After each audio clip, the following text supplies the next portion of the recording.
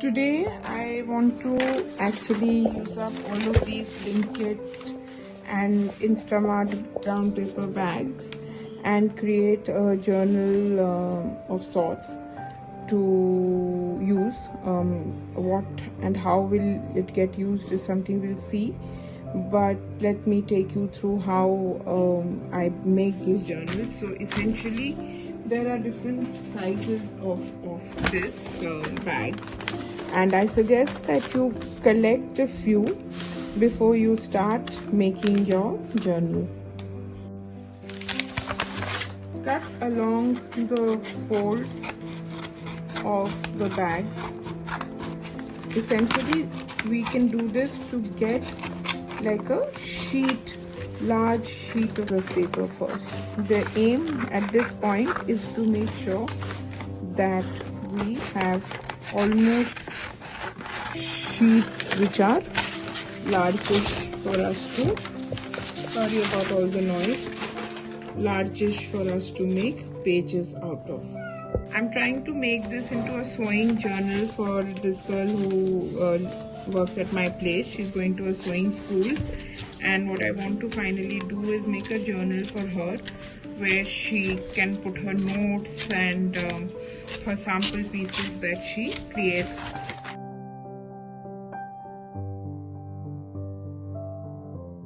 Once we have the individual sheets kind of straightish cut, the intent is to stick it together. I'm using Fevicol, but I'm assuming you can use any kind of glue that you're familiar with. Just ensure that you cover off the whole section of the paper, quite so, and then just stick it and make sure that it gets stuck, both sides get stuck with each other absolutely plainly. I like to use a ruler or a spatula or something to kind of smooth out the edges. So just make sure that the glue is spread. That's why I like working on a mat or something, because it is a messy business and this glue is going to come out, so and you'll be able to use it again as well as so.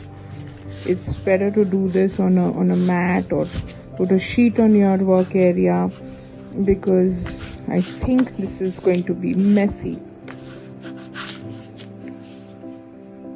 All I can tell you is that this is quite a de-stressing exercise, because I'm just loving this, dropping the adhesive and just kind of spreading it. It's an activity that you can actually spend hours on, and it's very relaxing and very calming.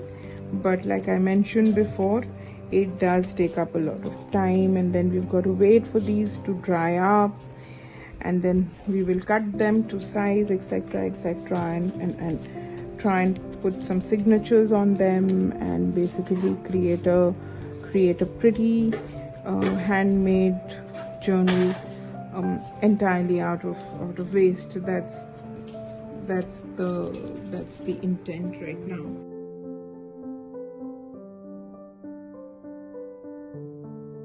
So now I'm going to really just iron out the sheets so that they become, as much as possible, to uncrease them.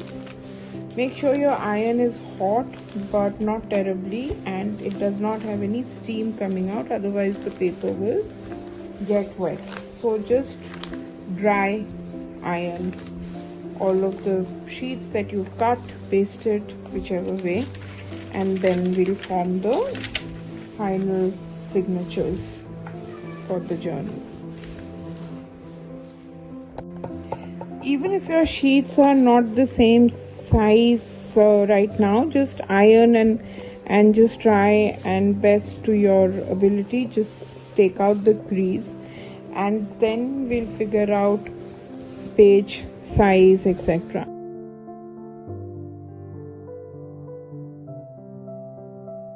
I'm now going to use an A4 size sheet and use that as a template to cut all the stuck sheets to bring, either to cut or to make sure that they're all the same size.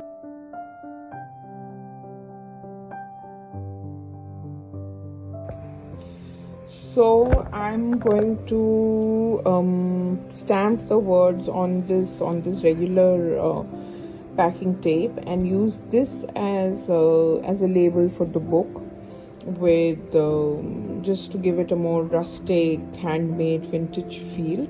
Off camera, I put this paper I had with a sewing machine, which I thought was lovely, and then I stenciled it with brown ink to basically just make sure that it looks like one solid image, rather than images cut up, etc., etc., to just give it that one kind of a finished look.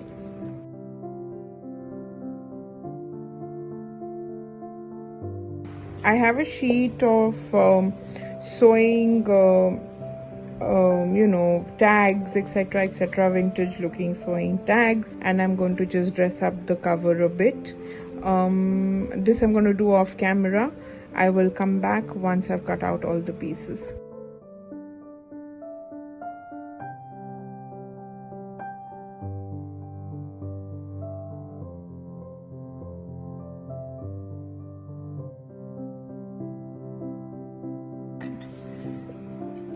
So now I will basically just paste all of this and inside pages, outside on the cover, and and I'm guessing that will bring me to the end of this journey.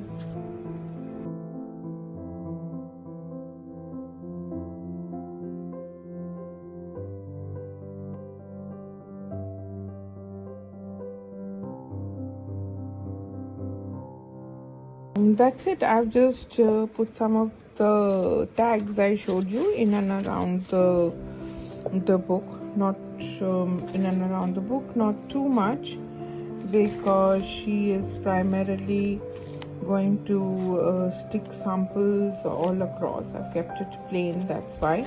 She will write what the samples are, etc., and stick it onto this book.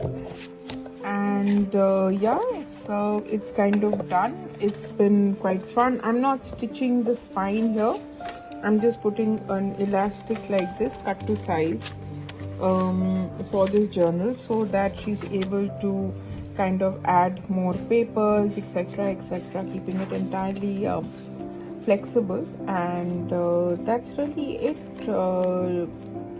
The elastic needs to be a little bit tighter, but that's really it. So created out of all the packaging that you have at home. Don't throw it. Add some little other papers if you have some pretty papers, some tape, and you will have a handy journal for you to use as you wish.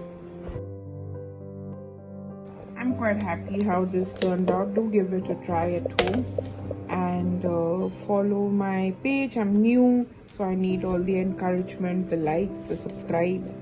So we'll be really grateful if you could hit the like button, and I will be dropping another video soon. Thank you.